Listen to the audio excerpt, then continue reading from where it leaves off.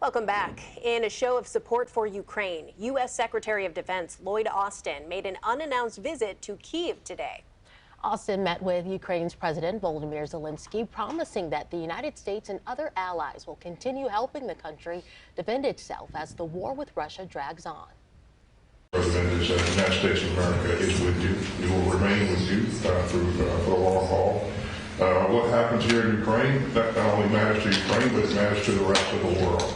It certainly matters to the United States of America.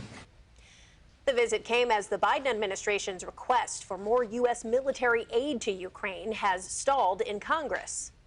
And we continue our discussion on the war in Ukraine with Natalie Melnyczuk, a Euro-Atlantic security consultant at Wayne State University and the former director of NATO's mission in Ukraine. Thanks for being with us today, Natalie. Thank you. So this war has now stretched for 1 year and 9 months. What is the importance of the Secretary of What importance is the Secretary of Defense making this trip to Kyiv? What significance does that tell? There are many things we can take away from today's surprise visit by Secretary of Defense Lloyd Austin. First is that Ukraine remains a vital security interest to the United States and to NATO allies. This is not a war for Ukraine, that we're trying to just save Ukraine. We are truly protecting our own vital security interests. And so the United States has been supporting Ukraine and will continue to do so, even with what's going on in Congress at the moment. Yeah. You mentioned Congress. You could forget that part. You just said this is for the U.S.'s best interest because it has become a bit of a political issue. Some members in the House particularly not wanting to support aid to Ukraine. What do you make of the political issue that this has become in the U.S.? This is always focusing on the international and international security. I have never thought of U.S. national security as a partisan or political issue.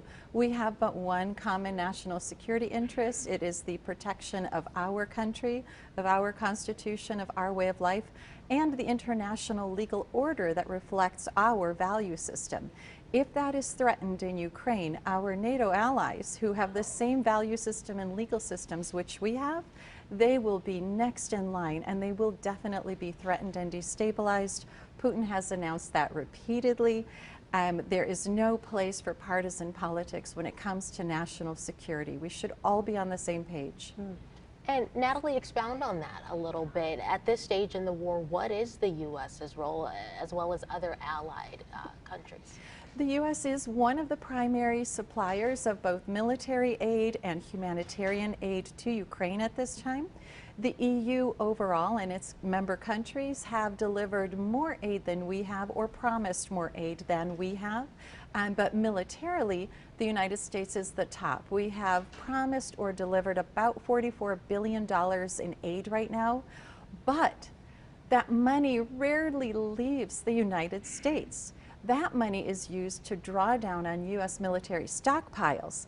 The stockpiles are then sent to Ukraine, and for the money amount worth that we send away, we then need to produce more armaments and resupply our stockpiles, meaning the money goes right into the U.S. economy, production goes up, and jobs and employment go up. So it's actually an economic benefit to the United States. We are quickly approaching 2 years since Russia first invaded. I remember that day. By all accounts, everyone expected this to happen quickly. They didn't think Ukraine would be able to hold off these forces very long. Here we still are, and you're starting to hear people use the word stalemate. That's not a word you would use, though. Why is that?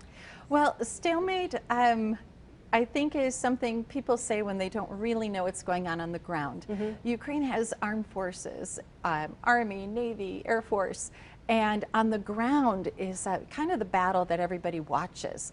And in reality, the counteroffensive this summer has been very difficult because Russia mined Ukraine's territory. It is currently the most heavily mined country ever in the history of the world. There is a mine approximately every 10 meters in occupied Ukrainian territory. They're kind of clustered together, so the estimate makes it seem that they are everywhere, but rather kind of in the transport corridors where you'd expect militaries or vehicles to travel.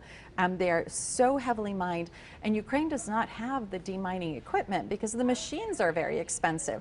So Ukraine goes and mine by mine, foot by foot, has to demine its own territory, or it can't advance. And they have many creative ways of doing so.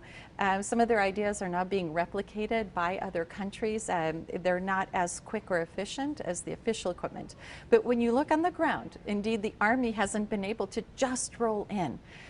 Ukraine also didn't receive some of the weapons it needed in time. They weren't approved in time, they weren't delivered in time, which allowed Russia to really dig in with trenches and with mines. So as long as the war remains a ground war and a terrible war of attrition, you can imagine the army to be moving slowly.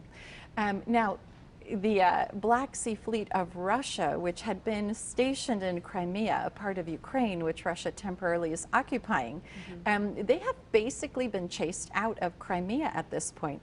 Ukraine, without a navy, because Russia sunk their navy or took it over in 2014, Ukraine has managed to chase away the Russian Black Sea Fleet without having its own navy. So that's an extraordinary victory. And in the air, the F-16s from the United States and from other allied countries will be arriving soon, and we expect more progress to be made once Ukraine can really secure its airspace, because that's where Russia makes most of its gains, is through aerial bombing campaigns. Well, just enlightening. Thank you so much for being here today, Natalie. This is Natalie Melnyczuk. We appreciate your insight for what's happening on the ground. Thank you. Appreciate it.